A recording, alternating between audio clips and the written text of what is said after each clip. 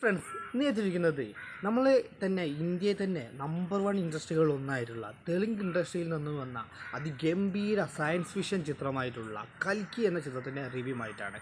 പ്രഭാസ് അതുപോലെ തന്നെ അമിതാഭ് ബച്ചൻ എന്നിവരെ കേന്ദ്ര കഥാപാത്രമായി ഒരുക്കിയ ചിത്രമാണ് കൽക്കി 2898 AD എന്ന ചിത്രം. ഇതിൻ്റെ ഫസ്റ്റ് പാർട്ടാണ് ഇപ്പോൾ റിലീസിനെത്തിയിട്ടുള്ളത്. ഇതിൽ അഭിനയിച്ചവർ കുറേ ആളുകളുണ്ടെങ്കിൽ പോലും ഇതിൽ കേന്ദ്ര കഥാപാത്രമായി ഈ പ്രാവശ്യത്തിൽ വന്നിട്ടുള്ളത് അമിതാഭ് ബച്ചനും അതുപോലെ തന്നെ പ്രഭാസും അതുപോലെ തന്നെ ദീപിക പദുകോണുമാണ്. പിന്നുള്ളവരൊക്കെ വരുന്നുണ്ടെങ്കിൽ പോലും അവർക്ക് കുറച്ച് റോളുകളുള്ളൂ. പക്ഷേ ഇവർക്കാണ് ഇതിൽ മെയിൻ ക്യാരക്ടറായിട്ട് ഇവരെ കൊണ്ടുവന്നിട്ടുള്ളത്.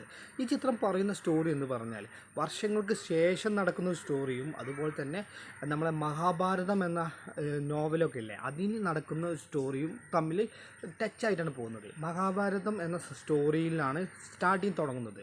കാരണം മഹാഭാരതം നടക്കുന്ന സമയത്ത് പറയുന്നുണ്ട് കൽക്കി എന്നൊരു യുഗം വരുമെന്ന്. നമ്മൾ ശ്രീകൃഷ്ണൻ്റെ വിഷ്ണുദേവൻ്റെ 10ാമത്തെ അവതാരമായിട്ടുള്ള കൽക്കി എന്ന ആ കൽക്കിക്ക് വേണ്ടിയുള്ള കാത്തിരിപ്പാണ് പിന്നെ നടക്കുന്നത്. ആ സമയത്ത് മഹാഭാരതം നടക്കുന്ന കഥയുമായിട്ട് കുറേ സാമ്യങ്ങൾ ചിത്രത്തിൽ കാണിച്ചു തരുന്നുണ്ടെങ്കിൽ പോലും ചിത്രം അതിഗംഭീരമായിട്ടുള്ള സയൻസ് ഫിക്ഷൻ ചിത്രമാണ്. നമ്മൾ ഇന്ത്യൻ സിനിമയിൽ തന്നെ ഇങ്ങനെയൊരു വിഷ്വൽ ട്രീറ്റ് നമ്മൾ കണ്ടിട്ടുണ്ടായിരിക്കില്ല. കാരണം മലയാള സിനിമയല്ല, ഇന്ത്യൻ സിനിമയിൽ തന്നെ ആദ്യമായിട്ടാണ് ഇത്രയേറെ വിഷ്വൽ ട്രീറ്റുള്ളൊരു ചിത്രം വരുന്നത് എന്ന് പറഞ്ഞാൽ. പല വിഷ്വൽ ട്രീറ്റും നമ്മൾ ഇംഗ്ലീഷ് ചിത്രങ്ങളെ തന്നെ ഹോളിവുഡ് ചിത്രങ്ങൾ തന്നെ എടുത്തു വയ്ക്കുന്ന രീതിയിലാണ് ഇതിൽ കാണിച്ചിട്ടുള്ളത്.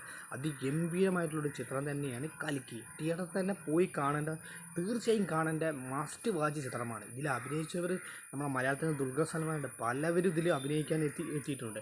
കാരണം കമലഹാസൻ വന്നിട്ടുണ്ട്. കമലഹാസൻ്റെ റോൾ എന്ന് പറഞ്ഞാൽ വില്ലൻ്റെ റോളാണെങ്കിൽ പോലും കുറച്ച് സമയമേ കമലഹാസനുള്ളൂ.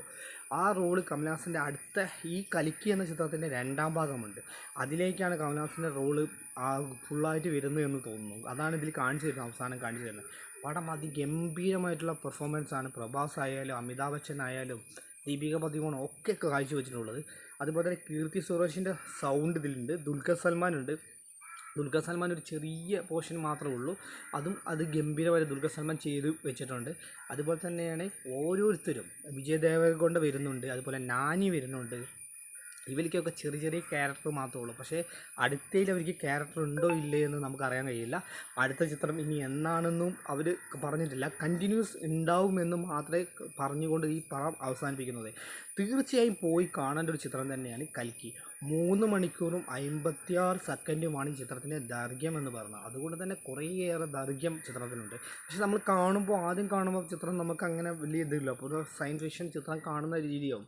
അതിനുശേഷം ഇൻ്റർവ്യൂ കഴിഞ്ഞ പടം അങ്ങോട്ട് മാറുകയാണ്. ഫുള്ള് നമുക്ക് എൻജോയ് ഇരുന്ന് കാണാൻ പറ്റുന്ന രീതിയിലേക്കാണ് പോവുകയാണ് ചിത്രം പറയുന്ന സ്റ്റോറി എന്ന് പറഞ്ഞാൽ മഹാഭാരതത്തിൽ നിന്നും കുറച്ച് കഥയും അതിന് കുറേ വർഷങ്ങൾക്ക് ശേഷം അതിനുശേഷം പല വർഷങ്ങളും കഴിഞ്ഞതിന് ശേഷമുള്ള 2898 AD കാലഘട്ടത്തിലൂടെ പോകുന്ന സ്റ്റോറിയുമായിട്ടാണ് കണക്ട് ചെയ്യുന്നത്. കാശി എന്ന സ്ഥലത്താണ് കഥ നടക്കുന്നതായിട്ടാണ് ഇതിൽ പറയുന്നത്. തുടക്കത്തിൽ തന്നെ അത് കാണിച്ചു തരുന്നുണ്ട്. അവിടെ നടക്കുന്നൊരു സ്റ്റോറിയും അതിന് ശേഷം നടക്കുന്ന കുറേയേറെ വിഷ്വൽ എഫക്റ്റും അത്രയധികം ഗംഭീരമായിട്ടാണ് ഈ ചിത്രം ചെയ്തു വെച്ചിട്ടുള്ളത്.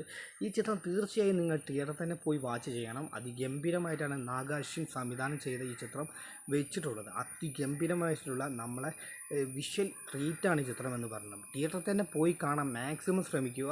നമ്മളെ പ്രഭാസിൻ്റെ ഒക്കെ ബാഹുബലിക്ക് ശേഷം പ്രഭാസിൻ്റെ നല്ലൊരു ചിത്രം നമ്മൾ കണ്ടിട്ടില്ല. സലാർ കുഴപ്പമില്ലായിരുന്നു എന്നെങ്കിലും അത് വലിയ രസം നമുക്ക് ഇൻട്രസ്റ്റിൽ വിട്ടില്ല. പക്ഷേ അതിനും ഗംഭീരമായിട്ടുള്ള ചിത്രം തന്നെയാണ് കൽക്കി 2898 എന്ന് പറഞ്ഞ ചിത്രം, AD എന്ന ചിത്രം. തീർച്ചയായും തിയേറ്ററിൽ തന്നെ പോയി കാണുക. നിങ്ങൾക്ക് ഈ വീഡിയോ ഇഷ്ടപ്പെട്ടാൽ മാക്സിമം നിങ്ങൾ ഷെയർ ചെയ്യും, മാക്സിമം കമൻറ്റ് ചെയ്യും. Thank you.